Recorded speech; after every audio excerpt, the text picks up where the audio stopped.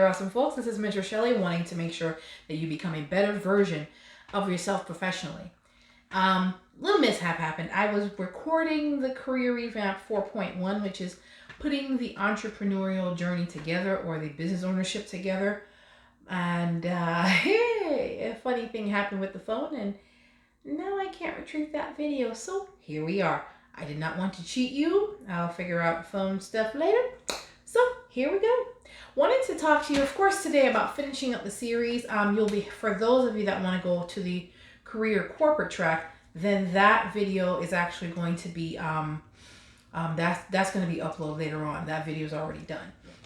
Just so you guys are aware, remember for the career revamp it's a 4-part series. The first one is to kind of discover, of course, where you're at right now. Like, okay, what do you want to do? Do you want to stay in the field that you're in based on what's going on with COVID? Do you want to stay in the field that you're in, or do you want to level up and go to a whole another field? Of course, I use insurance in the other example. I can use it here as well.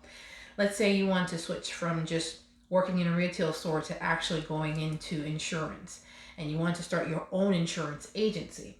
Then, of course, if that's what you decided in part 1 of the Career Revamp series, then of course part 2 is going to include you getting all the information that's necessary to become licensed in your state.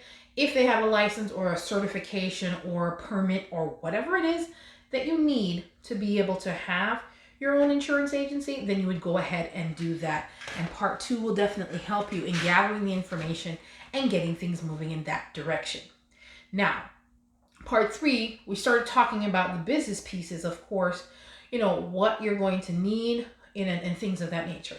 So in this example, I'm going to use, in this example, I'm going to use an insurance agency. Of course, in this particular venture, if it's an insurance product, depending on the type of insurance product, then it is going to determine who your ideal customer is. Who is your ideal customer, let's say for life insurance? That's pretty much everybody, because at some point, every last one of us have that day of demise when we have to say bye-bye, out of here. So if your agency is providing life insurance, or we'll just use we'll use general liability insurance, let's say, for the employer, or insurances that are going to cater to the employer or the other business owners. If business owners, of course, have customers coming in and out of their establishment, whether it be a doctor's office or a supermarket, grocery store, hair salons, yes, believe it or not, all of those businesses are going to be prime. If you're offering general liability insurance, then all of those businesses are going to need that type of insurance that you provide as an insurance agency. So one of the first things you have to figure out, of course, we did talk about this in part 3, but I want to make sure you go in depth. Who is your ideal customer? If you're selling insurance products that fit employers, and you want to be where employers are online, which the perfect place for that would be LinkedIn, or you want to be around employers offline, which would put you in places like the business, like they have business service. There's this big listing of businesses for your city or for your county, depending on how your particular city or state, not city or county lists them. When I was in South Florida, they had South Florida Business Journal that you can have all the reputable companies listed there. And you can be listed there as a business as well, since you're going to become an insurance agency, and you want to go through all of those businesses that you think may be a good fit for the products and services that you have, especially if you're selling stuff like general liability insurance for businesses. You want to make sure you're in those listings, you're in places like that. You also want to start participating in Chamber of Commerce type of meetings in person, networking heavily with employers and business owners. You want to make sure that you are where your primary customers are going to be. Well, clients in this sense, because you're dealing with employers and business owners. Just to be on the professional side, you want to make sure you're referring to them as clients, not just customers. Customers, to some degree, you have some people, if you're dealing with them in a transactional or a business relationship, it's always best to refer to them as clients because it just gives a more professional feel to it. Now, you have now seeing that you have an insurance agency that offers employer type of insurance like general liability and errors and omissions insurance, things of that nature that employers are going to need. You have an idea of where those people are. So you put yourself in those places physically, and you also put yourself in those places online. So the next thing is, now that you've started to make connections with them, how are you going to market to them? In order for you to get to market to employers, to market to business owners, you're going to have to get to know them a little bit, which is why you put yourself in places where they are. They're online on LinkedIn mainly and other places. They're also offline in those Chamber of Commerce meetings or in meetups, depending on the meetups that you're going into or specific industries. If you want to concentrate on a specific industry, if you're starting your own insurance agency, then you want to make sure you insert yourself in some of those networking meetings. Some of them meet on weird times at like Tuesday at 9 a.m. because a lot of those are business owners. They're not restricted by, they have their businesses running without them being there 24/7. So they have more flexibility with their time.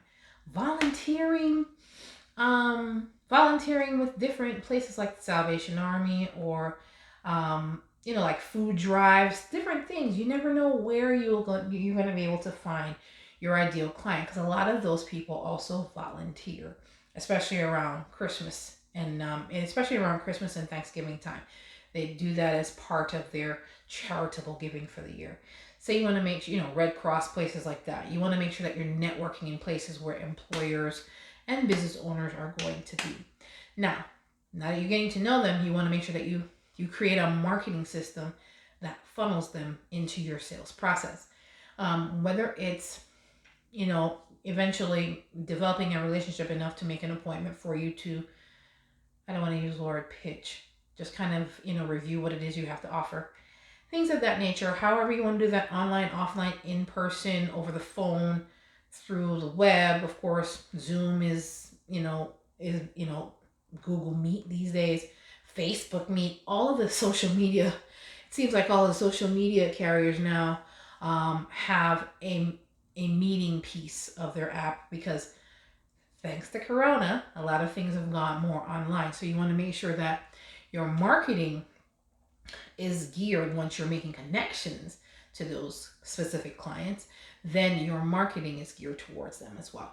So this is just a way, if you're marketing and you have a particular sales process, then once you market them and based on the marketing and their response to it, they may be your ideal client. For those who are ripe and ready to do business with you, then you would take them through your sales process. A lot of this stuff that I'm talking about, if you don't have a sales process in place, those are things that you would definitely need to put together. And I do recommend the book called E-Myth Revisited. That will definitely help you to put that together.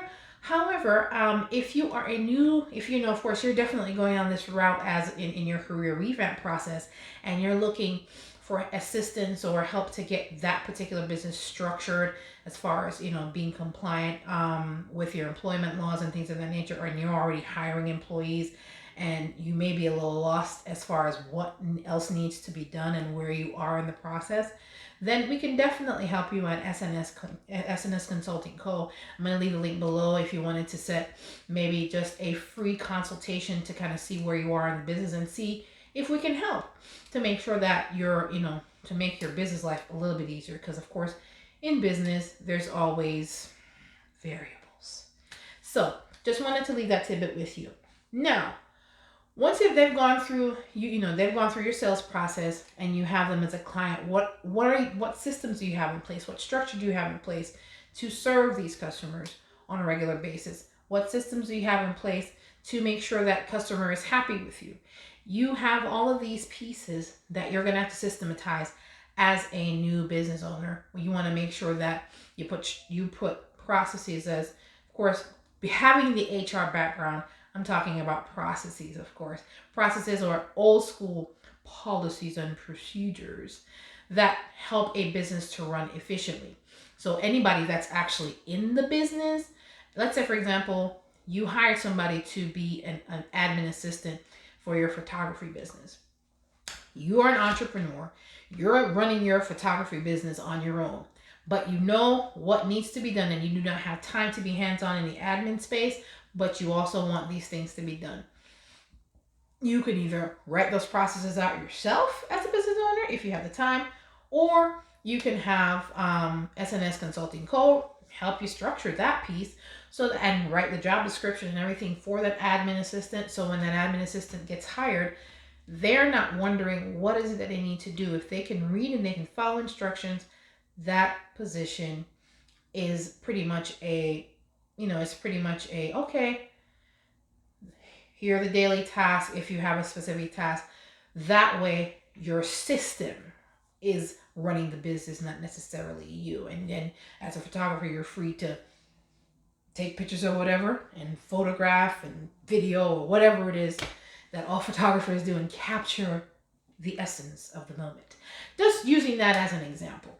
So the processes that you're going to use to obtain customers, and then you also have to have a process in place to keep those customers, and also have a process to have those customers refer other customers to you so your business grows.